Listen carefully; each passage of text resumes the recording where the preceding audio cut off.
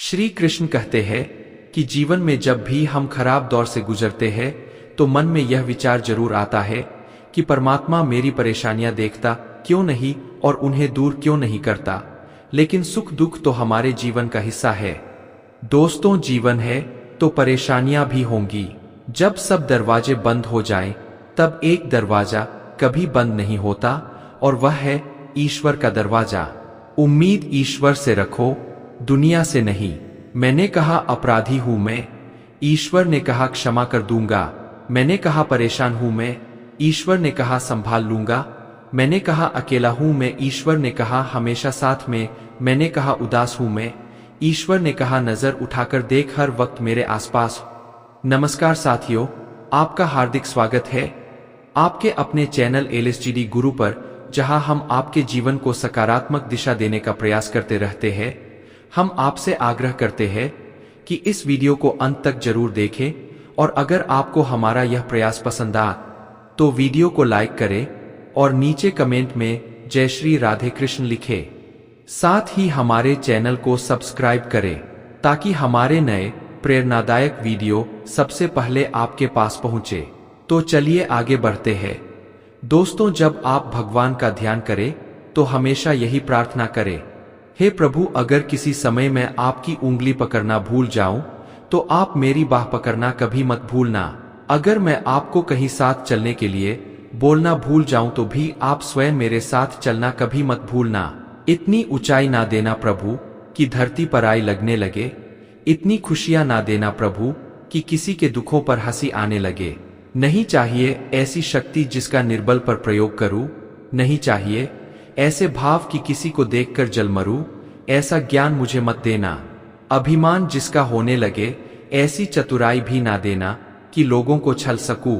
श्री कृष्ण कहते हैं कि इंसान के धैर्य और धर्म की परीक्षा कठिन समय में ही होती है। जब समय आपके विपरीत हो तो शांत रहना सबसे बेहतर है। दोस्तों, भगवान ने इंसान को जब बनाया था तो उसे सब चीजें दी, पर एक चीज इंसान के हाथों से नीचे गिर गई, जिसे भगवान ने अपने पैरों के नीचे दबा दिया। इंसान के चले जाने के बाद भगवान से किसी ने पूछा, आपने अपने चरणों के नीचे क्या छुपाया है जो इंसान को वापस नहीं दिया? तब भगवान बोले, मैंने अपने चरणों के नीचे शांति छुपाई है। इंसान सदैव इसके लिए तरसता रहेगा, वह हर जगह इसे ढूंढेगा पर नाकाम रहेगा और आखिर में उसे यह मेरे चरणों में आकर ही मिलेंगे। भगवान के पास दो शक्तियां हैं, एक है माया और दूसरी है भक्ति। दोस्तों, जब कोई भगवान के समक्ष जाता है और भगवान को प्रणाम करता है तो वह पूछते हैं, बोलो क्या चाहिए, माया चाहिए या भक्ति? भक्त पूछता है, भगवान दोनों में क्या अंतर है? भगवान बोले, देखो दोनों में एक ही अंतर है। अगर तुम्हें नाचना है तो माया ले जाओ और अगर मुझे नचाना हो तो भक्ति ले जाओ, क्योंकि जीव जिसके वश में रहे उसका नाम माया और भगवान जिसके वश में रहे उसका नाम भक्ति। भगवान के राज्य में समस्त संसार नाचता है, जबकि भक्ति के राज्य में भगवान स्वयं नाचते हैं। किसी ने पूछा, भक्ति क्या है? बहुत ही प्यारा जवाब आया, भक्ति हाथों पैरों से नहीं होती, वरना विकलांग कभी न कर पाते। भक्ति ना ही आंखों से होती है, वरना सूर्यदास जी कभी ना कर पाते। ना ही भक्ति बोलने और सुनने से होती है, वरना गूंगे बहरे कभी ना कर पाते। और ना ही भक्ति धन और ताकत से होती है, वरना गरीब और कमजोर कभी ना कर पाते। भक्ति केवल भाव से होती है, एक एहसास है। भक्ति जो हृदय से होकर विचारों में आती है और हमारा प्रेम परमात्मा से जुड़कर रिश्ते में बदल जाता है। भक्ति भाव का सच्चा सागर है। मनुष्य का यह स्वभाव है कि वह सुख में ईश्वर को याद नहीं करता, पर दुख में उसे सबसे पहले ईश्वर का ही स्मरण होता है। किसी ने पूछा, भगवान कब याद आते हैं? उत्तर मिला, धर्मात्मा को हर समय, पापी को मृत्यु के समय, चोर को पकड़े जाने पर, गरीब को भूख लगने पर, धनी व्यक्ति को बीमार हो जाने पर, कंजूस को पैसा खो जाने पर, किसान को वर्षा न होने पर और मुसाफिर को ट्रेन छूट जाने पर, व्यापारी को नुकसान हो जाने पर, विद्यार्थी को परीक्षा में असफल होने पर, इंसान को विपरीत परिस्थितियों में ही भगवान याद आते हैं। दुख में सुमिरन सब करे, सुख में करे ना कोई, जो सुख में सुमिरन करे दुख काहे को होए। शब्दकोश में असंख्य शब्द होते हुए भी मौन होना सबसे बेहतर है। दोस्तों, दुनिया में हजारों रंग होते हुए भी श्वेत रंग सबसे बेहतर है। खाने को दुनिया भर की चीजें होते हुए भी उपवास शरीर के लिए सबसे बेहतर है। देखने को इतना कुछ होते हुए भी आंखों से भीतर देखना सबसे बेहतर होता है। सोने की लंका और पुष्पक विमान तो रावण के पास थे, राम ने तो वनवास ही देखा था। राजपाट तो कंस के पास था, जेल में जन्म तो कृष्ण ने लिया था। राजमहल में तो कौरव ही रहते थे, वनवास तो पांडवों को भोगना पड़ा। संघर्ष हमेशा सत्य के साथ चलता है। जब सत्य के लिए भगवान को भी संघर्ष करना पड़ा, तो हम तो फिर भी इंसान हैं। दिल के सच्चे लोग भले ही जीवन में अकेले रह जाते हैं, लेकिन ऐसे लोगों का साथ भगवान जरूर देते हैं। मित्रों, जिंदगी की किताब में धैर्य का कवर होना जरूरी है, क्योंकि वही हर पन्ने को बांध कर रखता है। सीमा एक रेखा ही नहीं, एक परिभाषा भी है। सीमा हर किसी की होती है, प्रेम, धैर्य, मित्रता और शत्रुता की भी। जो सदैव सीमा में बंधे रहते हैं वे सामान्य मनुष्य बनकर रह जाते हैं, परंतु जो समय आने पर सीमा तोड़ देते हैं वही भविष्य बनाते हैं। क्योंकि सीमा केवल आपको मर्यादा में नहीं रखती, आपको बांधती भी है। अब यह हम सब पर निर्भर करता है कि कौन सी सीमाएं हमें बांधती है और कौन सी सीमाएं शक्ति के नए मार्ग दिखाती है। इसलिए सीमाओं में जो कर सकते हो उससे अधिक करने का प्रयास करो, तभी नई सीमाएं बना पाओगे। जब मेघ छाते हैं तो क्या होता है? अंधकार छा जाता है, मेघ गरजते हैं, वर्षा होती है, सभी पशु अपने आश्रय स्थल पर जाकर छिप जाते हैं, मनुष्य अपने घरों की ओर दौड़ते हैं और सभी पक्षी अपने घोंसले में जाकर छिप जाते हैं। परंतु एक जीव है जो गरजते बादलों, कड़कती बिजली और भारी वर्षा को भी हरा देता है। वह है बाज, जो समस्या की जड़ों से ऊपर उठता है। वह गरजते मेघों, कड़कती बिजली और भारी वर्षा से ऊपर उठता है। यही अंतर है हारने वालों और जीतने वालों में। यह युद्ध हार और जीत का नहीं, समस्या और सोच का है। दोस्तों, यदि आप अपनी सोच को छोटा रखेंगे तो समस्या बड़ी हो जाएगी, और यदि आपने सोच को बड़ा रखा तो समस्या छोटी हो जाएगी। साथियों, आज मैं एक ऐसी कहानी साझा करना चाहता हूं जो आपके जीवन को एक नई दिशा दे सकती है। हम में से कई लोग यह सवाल करते हैं, क्यों मेरी किस्मत मुझसे हमेशा दूर रहती है, और जब भी समस्याएं आती है तो हमें लगता है कि हम पर कोई बुरी किस्मत का साया है। लेकिन क्या आप जानते हैं कि हमारी किस्मत कभी बिना किसी कारण के नहीं बदलती? हर चुनौती और मुश्किल के बीच कुछ महत्वपूर्ण संकेत छिपे होते हैं। अगर हम इन संकेतों को समझ पाए तो अपनी किस्मत को बदलने का रास्ता खुद ही खुल जाएगा। दोस्तों, किसी शहर के थोड़ी ही दूर एक गांव था। उस गांव में एक रेलवे स्टेशन था। उस रेलवे स्टेशन पर एक भिखारी रहता था जिसका नाम अमर था। वह अकेला ही रहता था और वहां आने जाने वाली रेलगाड़ियां में बैठे यात्रियों से भीख मांगकर जो कुछ पैसे मिलते थे उसी से अपना पेट भरता था। एक दिन जब वह भीख मांग रहा था तो सूट बूट पहने एक हट्टा कट्टा और लंबा व्यक्ति उसे दिखाई दिया। उसने सोचा कि यह व्यक्ति बहुत अमीर लगता है, इससे भीख मांगने पर ये मुझे जरूर अच्छे पैसे देगा। वह उस लंबे व्यक्ति से भीख मांगने लगा। भिखारी को देखकर उस लंबे व्यक्ति ने कहा, तुम हमेशा मांगते ही रहते हो, क्या कभी किसी को कुछ देते भी हो? भिखारी बोला, साहब मैं तो भिखारी हूँ, हमेशा लोगों से मांगता ही रहता हूँ, मेरी इतनी औकात कहा कि किसी को कुछ दे सकूं। लंबा व्यक्ति बोला, जब किसी को कुछ दे नहीं सकते तो तुम्हें मांगने का भी कोई हक नहीं है। मैं एक व्यापारी हूँ और लेन देन में ही विश्वास करता हूँ। मित्रों, अगर तुम्हारे पास मुझे कुछ देने को हो तभी मैं तुम्हें बदले में कुछ दे सकता हूँ। इतना कहने के बाद वह लंबा आदमी ट्रेन में बैठकर चला गया। इधर भिखारी उसकी कही गई बात के बारे में सोचने लगा। उस लंबे व्यक्ति के द्वारा कही गई बात भिखारी के दिल में उतर गई। वह सोचने लगा कि शायद मुझे भीख में अधिक पैसा इसीलिए नहीं मिलता क्योंकि मैं उसके बदले में किसी को कुछ दे नहीं पाता हूँ। लेकिन मैं तो भिखारी हूँ, किसी को कुछ देने लायक भी नहीं हूँ। लेकिन कब तक मैं लोगों को कुछ दिए बिना मांगता ही रहूं? बहुत सोचने के बाद उस भिखारी ने निर्णय किया कि जो भी व्यक्ति उसे भीख देगा उसके बदले में वह भी उस व्यक्ति को कुछ जरूर देगा। लेकिन अब उसके दिमाग में यह प्रश्न चल रहा था कि वह खुद भिखारी है तो भीख के बदले में वह दूसरों को क्या दे सकता है। इस बात को सोचते हुए 2-3 दिन हो गए, लेकिन उसे अपने प्रश्न का कोई उत्तर नहीं मिला। एक दिन जब वह स्टेशन के पास बैठा हुआ था, तभी उसकी नजर कुछ फूलों पर पड़ी जो स्टेशन के आसपास के पौधों पर खिले हुए थे। उसने सोचा क्यों ना मैं लोगों को भीख के बदले कुछ फूल दे दिया करूं। उसको अपना यह विचार अच्छा लगा और उसने वहां से कुछ फूल तोड़ लिए। अब वह ट्रेन में भीख मांगने पहुंचा। दोस्तों, अब जब भी कोई उसे भीख देता तो उसके बदले में वह भीख देने वाले को कुछ फूल दे देता। उन फूलों को लोग खुश होकर अपने पास रख लेते थे। अब भिखारी रोज फूल तोड़ता और जो कुछ लोग उसे भीख देते उसके बदले में उन फूलों को लोगों में बांट देता था। कुछ ही दिनों में उसने महसूस किया कि अब उसे बहुत अधिक लोग भीख देने लगे हैं।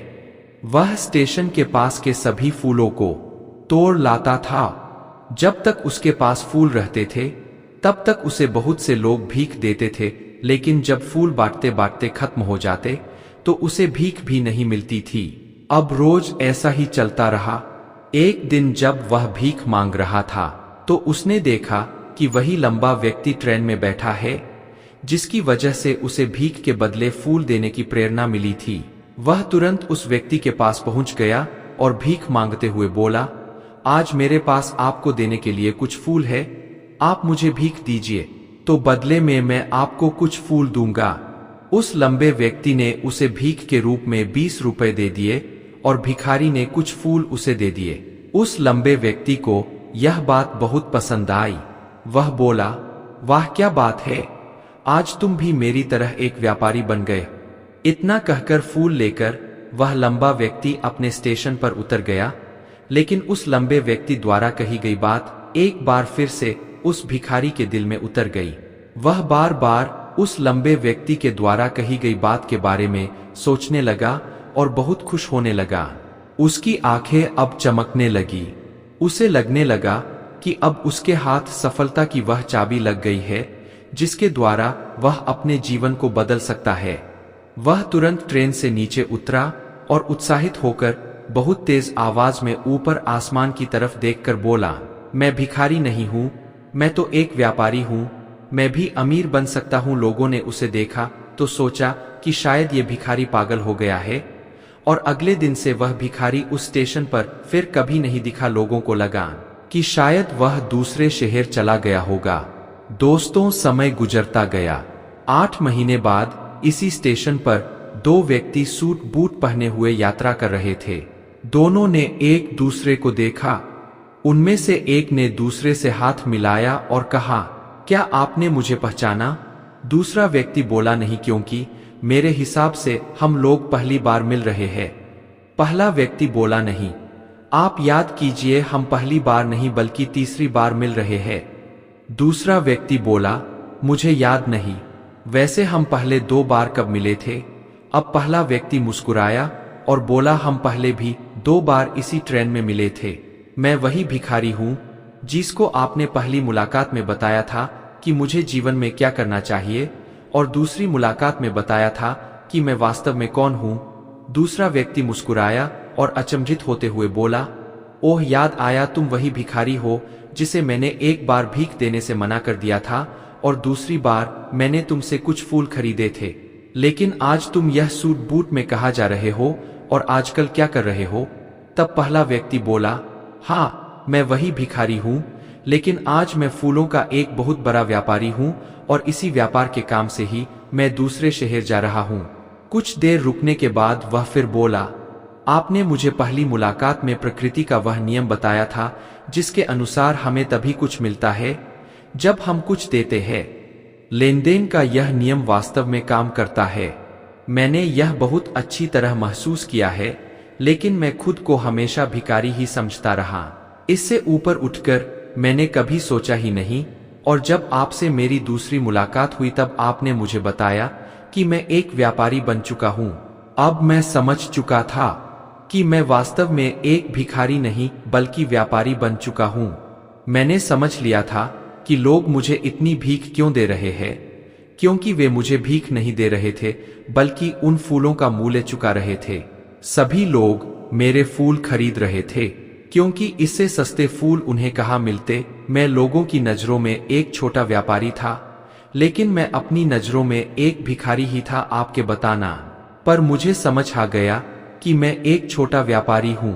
मैंने ट्रेन में फूल बांटने से जो पैसे इकट्ठे किए थे उनसे बहुत से फूल खरीदे और फूलों का व्यापारी बन गया। यहाँ के लोगों को फूल बहुत पसंद है और उनकी इसी पसंद ने मुझे आज फूलों का बहुत बड़ा व्यापारी बना दिया। दोनों व्यापारी अब खुश थे और स्टेशन आने पर साथ उतरे और अपने अपने व्यापार की बात करते हुए आगे बढ़ गए। साथियों, ये कहानी हमें जीवन की एक बड़ी महत्वपूर्ण शिक्षा देती है। कहानी में लंबा व्यापारी गिव एंड टेक के नियम को बहुत अच्छी तरह जानता था। दुनिया के सभी बड़े व्यापारी इसी जीवन के नियम का उपयोग करके सफल हुए हैं। इस फार्मूले को उसने भिखारी को भी बताया। भिखारी ने इस प्रकृति के नियम को अपना लिया और इसका असर उसके जीवन में साफ दिखाई देने लगा। उसने अपनी सोच बदली और उसकी जिंदगी बदल गई। यह कहानी हमें बताती है कि हम यदि अपनी सोच बदल ले तो कुछ भी हासिल किया जा सकता है। यदि हम खुद को छोटा समझते रहेंगे तो हम हमेशा छोटे ही बने रहेंगे। बड़ा बनने के लिए हमें अपनी सोच को बदलना होगा और खुद के बारे में बड़ा सोचना होगा। दोस्तों, कहानी का सार यह है कि सफलता आपकी सोच में छुपी होती है। खुद का आत्मसम्मान जगाए, अपनी सोच को बड़ा बनाइए और देखिए कैसे आप सफलता के शिखर पर पहुंच जाते हैं। मित्रों, जीवन में सुख दुख सिक्के के दो पहलू जैसे आते जाते रहते हैं।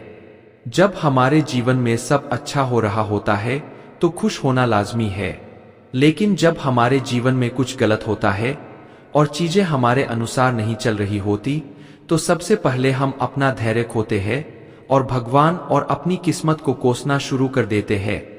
यानी उस समय हमें सिर्फ और सिर्फ अपना दुख नजर आता है और उस दुख के अंदर जो थोड़ा बहुत हमारे पास है हम उसे भी खो देते हैं।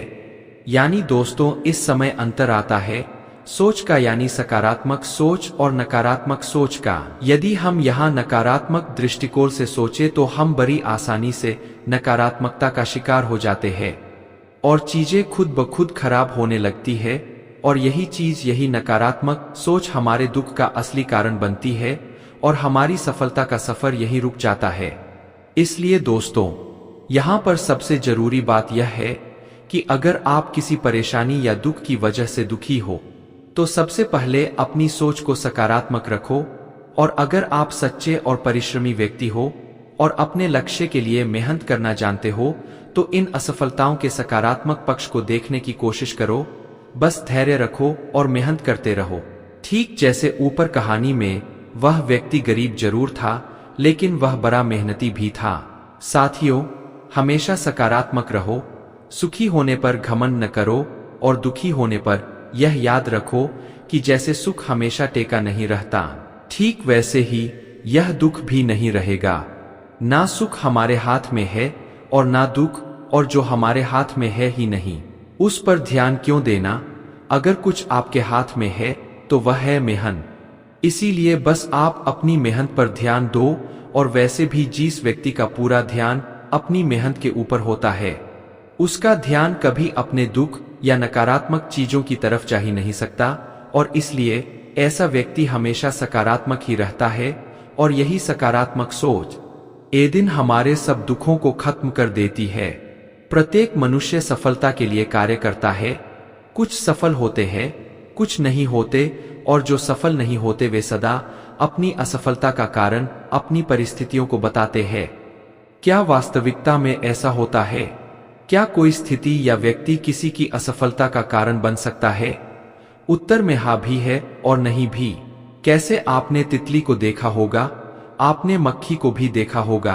प्रकृति ने दोनों को समान गुण दिए हैं रसपान करने के, लेकिन तितली जो फूलों पर जाकर उनका रस लेती है वह नए फूल खिलाने की व्यवस्था भी करती है।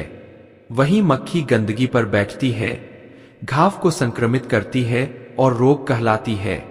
यदि इसमें किसी बात का अंतर है तो वह केवल सोच का है। यदि आप उचित मार्ग चुनेंगे तो आपको सफलता अवश्य मिलेंगे।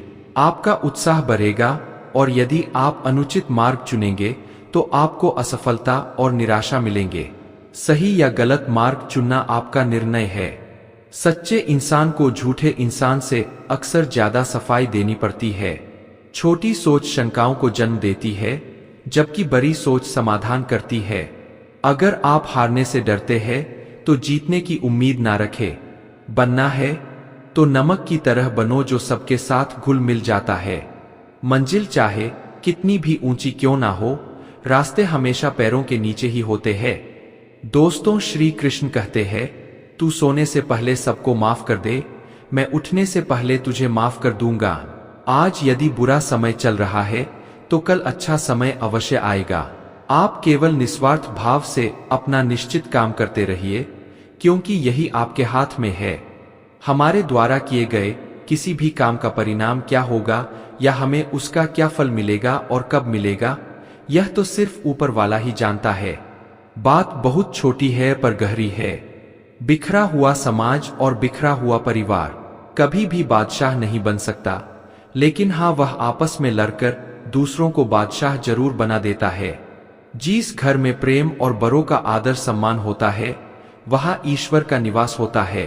प्यार बंटा तो रामायण लिखी गई, और संपत्ति बंटी तो महाभारत लिखी गई। याद रखना कि इंसान का पतन उस वक्त शुरू हो जाता है जब वह अपनों को गिराने की सलाह दूसरों से लेने लगता है।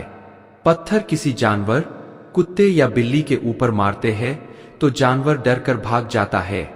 अब वही पत्थर लीजिए और मधुमक्खी के छत्ते पर मारिए, फिर देखिएगा कि मधुमक्खियां आपका क्या हाल करती है। पत्थर वही है और आप भी वही है।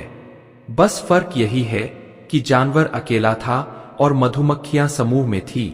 एकता में ही शक्ति होती है। संयुक्त रहिए, संगठित रहिए, प्यार से रहिए। जिंदगी गुजारने के दो तरीके हैं। जो पसंद है उसे हासिल कर लो, या जो हासिल है उसे पसंद करना सीख लो। आप हमेशा इतने छोटे बनिए कि हर व्यक्ति आपके साथ बैठ सके, और आप इतने बड़े बनिए कि जब आप उठे तो कोई बैठा न रह जाए। उड़ान भरनी है चाहे कितनी बार गिरना पड़े, सपनों को पूरा करना है चाहे खुद से भी लड़ना पड़े। जिंदगी में रिस्क लेने से कभी मत डरो, या तो जीत मिलेंगे और अगर हार गए तो सीख मिलेंगे। दोस्तों, श्री कृष्ण कहते हैं, संघर्ष पिता से सीखो और संस्कार माता से, बाकी सब तो यह दुनिया सिखा ही देगी। दुनिया की सबसे महंगी चीज है भरोसा। अगर ईश्वर पर है तो जो लिखा है तकदीर में वही पाओगे, और अगर भरोसा खुद पर है तो ईश्वर भी वही लिखेगा जो आप चाहोगे। रूठती हमेशा खुशियां ही है, दुखों के कहा इतने नखरे होते हैं। अगर चाहो कि भगवान मिले तो ऐसे कर्म करो जिससे दुआ मिले। कोई चाहे कितना भी महान क्यों ना हो जाए, पर कुदरत कभी किसी को महान बनने का मौका नहीं देती। कंठ दिया कोयल को तो रूप छीन लिया, रूप दिया मोर को तो इच्छा छीन ली, इच्छा दी इंसान को तो संतोष छीन लिया, संतोष दिया संत को तो संसार छीन लिया। मत करना कभी गुरूर अपने आप पर। इंसान ईश्वर ने तेरे और मेरे जैसे कितनों को मिट्टी से बनाकर मिट्टी में मिला दिया। रेस में जीतने वाला घोड़ा नहीं जानता कि कामयाबी क्या है। दौड़ता है तो सिर्फ अपने मालिक से मिलने वाली तकलीफ की वजह से। अगर आपको कभी तकलीफ मिले तो समझ जाना कि आपका मालिक यानी ईश्वर चाहता है कि जीत आपकी हो, मत बनो। हमेशा मजबूती की मिसाल। कभी कभी कमजोर होना भी दिल को हल्का कर देता है। दोस्तों, जीवन में अपनी सीमाओं को हमेशा याद रखें, चाहे वह गुस्से की हो या प्यार की। और यह भी याद रखें कि चीजें इस्तेमाल के लिए होती है और लोग प्यार करने के लिए, पर हम उल्टा ही करते हैं। चीजों से प्यार और लोगों का इस्तेमाल। यह दुनिया कितनी निराली है। जिनकी आंखों में नींद है उनके पास अच्छा बिस्तर नहीं है, और जिनके पास अच्छा बिस्तर है उनकी आंखों में नींद नहीं। जिनके मन में दया है उनके पास देने के लिए धन नहीं है, और जिनके पास धन है उनके पास दया नहीं। जिसके पास भूख है उसके पास खाने को कुछ नहीं, और जिसके पास खाने को है उसके पास भूख नहीं। कोई अपने के लिए रोटी छोड़ देता है तो कोई रोटी के लिए अपने छोड़ देता है। बहुत ज्यादा मीठा बोलने वालों से और ज्यादा तारीफ करने वालों से सावधान रहना चाहिए, क्योंकि लोग मीठा सिर्फ तभी बोलते हैं जब उन्हें आपसे अपना मतलब निकालना होता है। आपकी तारीफ भी सिर्फ तभी की जाती है जब उन्हें आपसे अपना काम निकालना होता है। याद रखना कि तारीफ आपको जिंदगी में कभी भी मुफ्त में नहीं मिलने वाली। अगर कोई आपकी तारीफ कर रहा है तो कुछ ना कुछ उसके लिए आपको चुकाना ही पड़ेगा। इसीलिए जो बहुत ज्यादा मीठा बोलते हैं या जो आपकी तारीफ करते हैं उनसे जरा सावधान रहना चाहिए। आंखों से सच दिखने वाली बात पर भी भरोसा नहीं करना चाहिए।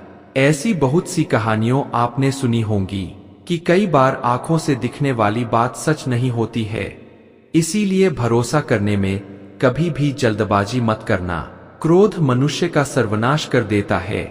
क्रोधी इंसान का कोई मित्र नहीं होता, हर इंसान उससे दूर भागता है। उसके सारे रिश्ते समाप्त हो जाते हैं। जो इंसान अपने क्रोध को नहीं संभाल सकता वह जिंदगी में कुछ भी संभाल नहीं सकता। यदि कोई योग्य मित्र मिले तो उसके साथ चलो, यदि कोई नहीं मिला तो एक राजा की तरह अकेले ही चलो। जिंदगी में कभी भी यह न सोचो कि कौन कब कैसे कहाँ बदल गया, सिर्फ यह सोचो कि वह तुम्हें सिखाकर क्या गया। मित्रों, यही जीवन का ज्ञान है। पीड़ाएं केवल दुख नहीं देती, ज्ञान भी देती है। अगर आप अपने अवचेतन मन में यह डालते हैं कि आपको बस 3 घंटे बाद उठना है, भले ही 2 दिन से आप सोए न हो, लेकिन 3 घंटे के बाद तरोताजा महसूस करते हुए आप नींद से उठ जाएंगे। जवानी तुम संसार को देते हो और बुढ़ापा परमात्मा को। तुम्हारे देने से पता चलता है कि मूल्य किसका है। जवानी तुम व्यर्थ को देते हो और बुढ़ापा सबसे मूल्यवान को। जब शक्ति होती है तब तुम गलत करते हो और जब शक्ति नहीं होती तब तुम कहते हो कि अब अच्छा करेंगे। स्वयं विचार करें। दोस्तों, अगर आप दूसरों के विचारों से अपनी जिंदगी चला रहे हैं तो एक दिन आप खुद को एक पिंजरे में पाएंगे। अगर कोई रास्ता आपको डरा रहा है तो समझ लेना कि आगे बहुत बड़ी सफलता आपका इंतजार कर रही है। देर लगती है मगर समझ आ जाता है कि कौन कैसा है। नजर आता है, दिखावा करते हैं कुछ लोग अपनेपन का, लेकिन वक्त आने पर सब समझ आ जाता है। अपनी समस्याएं हर किसी के साथ मत बांट। कोई मीठा बोल रहा है या सहानुभूति दिखा रहा है तो इसका अर्थ यह नहीं कि वह आपका शुभचिंतक है। कर्मों का लिखा हर हाल में भुगतना पड़ता है। दुख बेचे नहीं जा सकते और सुख खरीदे नहीं जा सकते। कभी कभी वह इंसान आपको रुला कर रख देता है जिसकी खुशी के लिए आप कुछ भी कर सकते हो। अगर कुछ करना है तो भीड़ से हटकर चलो। भीड़ साहस तो देती है लेकिन पहचान छीन लेती है। सवाल करने वाले तो बहुत मिलते हैं, लेकिन बिना सवाल किए ख्याल रखने वाले नसीब से मिलते हैं। अपना गम सोच समझ कर बांटना चाहिए। दुनिया में हमदर्द कम और सरदर्द ज्यादा मिलते हैं। माना कि पैसों से खुशियां नहीं खरीदी जाती, पर पैसे के बिना खुश होना भी थोड़ा मुश्किल होता है। जो इंसान अपने वचन पर न टिक सके वह किसी दूसरे के साथ क्या रिश्ता निभाएगा। जिस व्यक्ति को आपके रिश्तों की कदर नहीं है उसके साथ खड़े रहने से अच्छा है अकेले खड़े रहना, और यह अभिमान नहीं स्वाभिमान है। वही कीजिए जो आपका दिल कहे, वो नहीं जो लोग कहते हैं। मनुष्य अपने विश्वास से निर्मित होता है। जैसा वह विश्वास करता है वैसा ही बन जाता है। जो अज्ञानी व्यक्ति होता है वह यह गलतफहमी पाल लेता है कि मैं करता हूं, सभी कार्य मेरे द्वारा किए जा रहे हैं। ऐसे में उसमें अहंकार घर कर लेता है। परंतु इस सृष्टि में जो भी हो रहा है सब कुछ भगवान की इच्छा से हो रहा है। अज्ञान के कारण व्यक्ति में जब अहंकार जन्म लेता है तो उसका पतन होना निश्चित है। जिंदगी में कभी भी सही लोगों की तलाश मत करो, आप ही सही बन जाओ। क्या पता आपको मिलकर किसी और की तलाश खत्म हो जाए। याद रखना, दूसरों से उम्मीद रखोगे तो हार जा, और खुद से उम्मीद रखोगे तो जीत जाओगे।